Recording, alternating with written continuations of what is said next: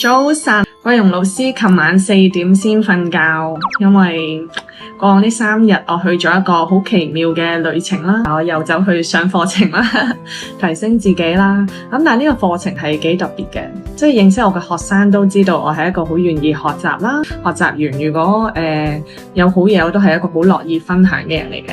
因為如果你問我咧，去觀照翻過往我40年嘅人生咧，即係如果3大核心價值，我覺得我係一個第一啦，我係一個成長思維嘅人嚟嘅，即係成長喺我人生裏邊係比成功更重要啊，係啊，成長。所以即係無論讀緊書嘅我就會好鞭策自己啦，我要考第一啦。咁跟住離開大學嘅我到而家創業10幾年啦，我都係一個好願意知識付費去學習、去提升、去雕琢我自己。但係我覺得我學習咧，我係同其他人不一樣嘅。當然唔係炫耀我有幾叻啦，我係好感謝我爹哋媽咪嘅，因為我覺得我係比一般人聰明少少，我嘅領悟力係強嘅，所以點解由細到大考第一。咁跟住，即係譬如可能老師咧喺同一個維度講嘢，但我係會 get 到或者係領悟到一啲深層次啲嘅，可能係智慧啦。咁跟住呢個只係第一步咯。一般離開課室嘅我咧，我係會參透當中我學到嘅嘢，跟住咧過往都係噶啦。咁以前我做直銷，我就運用翻喺我嘅直銷事業啦。咁但係咧而家咧，其實點解我都咁願意去學習？因為我知道我係帶住使命嚟呢個世界嘅。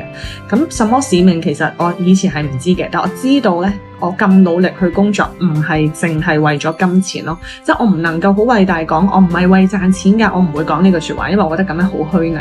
但係我真係唔係第一個出發點係為金錢咯，亦都係因為我發出去嘅念係我好想貢獻啦、利他啦。呢個就係我人生第2個核心價值啦，就係我覺得我好想我吳桂蓉出現喺邊個地方都能夠為嗰個場域或者係嗰個地方出現嘅一啲人啦、一啲有緣人啦，去為他人創造價值。我呢個係我好核心嘅一個信念嚟嘅。第一係成長，第2係貢獻力，係啊。咁所以其實一般人咧，如果佢讀錯我啦，即係 read 錯我啦，佢會覺得桂蓉老師好似好商業啊。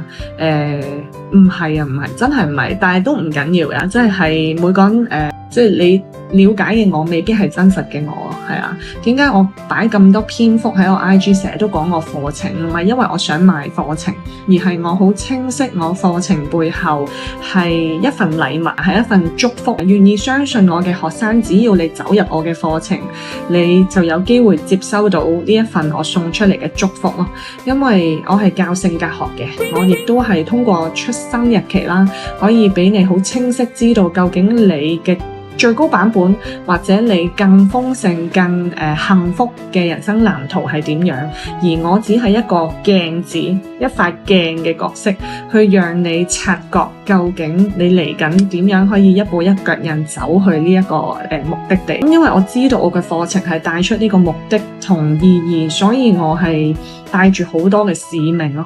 一般老師咧買完課程就算噶啦，因為都收咗錢啊嘛，所以之後deliver 到多與少，佢會覺得係學生嘅修為。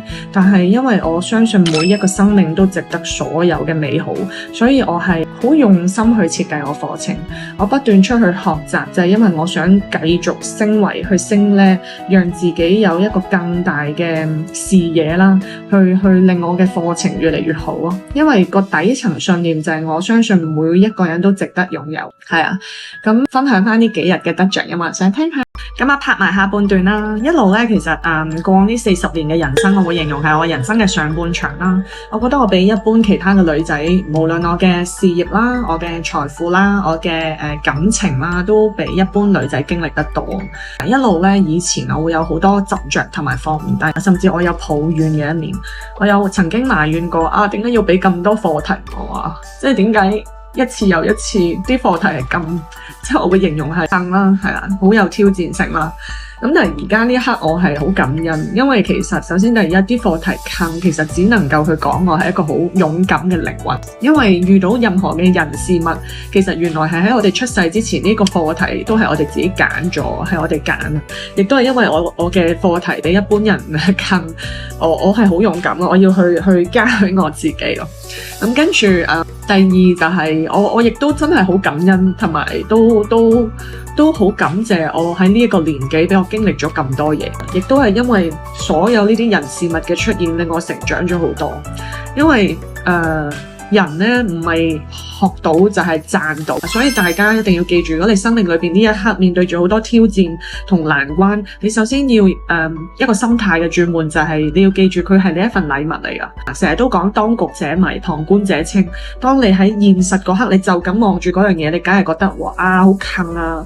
但係當你企喺一個更高維嘅角度，用旁觀者嘅狀態望翻落去嗰件事情，你就冇咁多情緒拉扯同埋執着，同埋你嘅人係會更加清醒。當你喺清醒狀態做嘅所有決定，一般都係比較理智同埋極正確嘅。所以呢個就係我咁耐以嚟經歷咗咁多嘢，而家嘅我會多啲用旁觀者嘅方式去睇。如果係一個更高維嘅我，究竟我嚟緊做咩選擇係為我嘅人生更加好咧？即係呢個係我參透到嘅嘢。咁分享翻呢幾日我喺呢一個3天嘅旅程學到啲咩啦？其實如果真係講學係太多，但係其中第一樣就係我終於解釋得到過往點解我嘅人生係咁咯。我係要負責任嘅，因為我當時可能我嘅振頻啦，或者我對身邊人嘅付出咧，好多時都係我唔係真係一個施予者咯。老師其中一句說話係好觸動我，就係施比受更有福。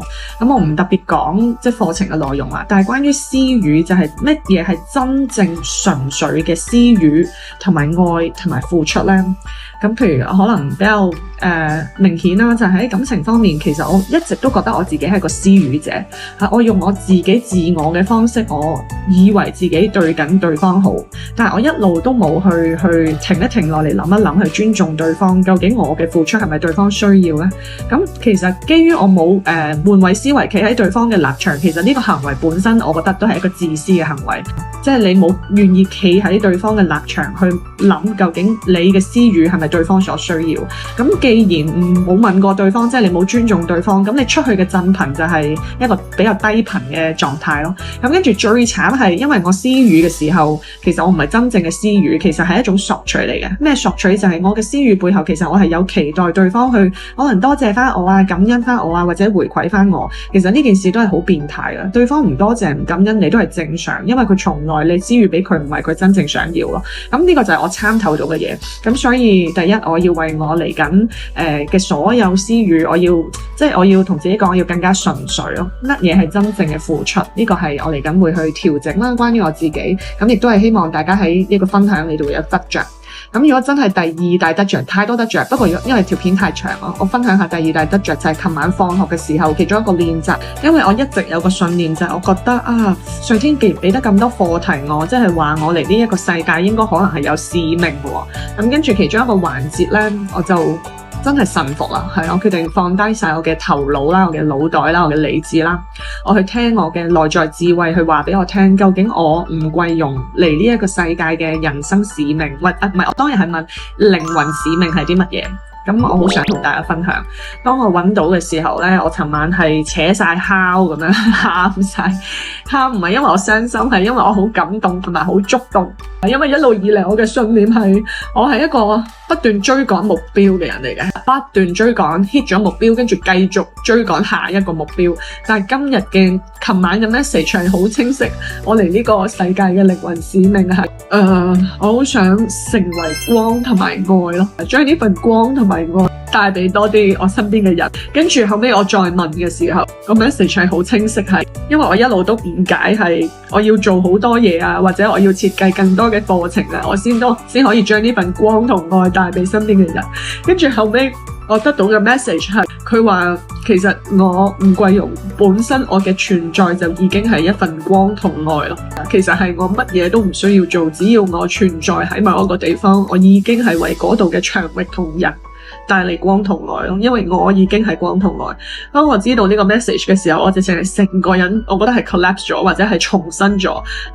我覺得我終於知道啊，原來係唔使咁用力啊！過往嘅我點解咁攰？因為我用錯力啊！而家我好清晰就係，總之我去到邊度，我就係光同愛咯。咁啊，呢個係我嘅分享。咁啊，多謝大家啦！條片好長啦，如果你真係有幸睇到嚟呢一度，我希望今日嘅分享可以為你帶嚟少少嘅價值啦。呢個就係真實嘅貴用，祝福大家。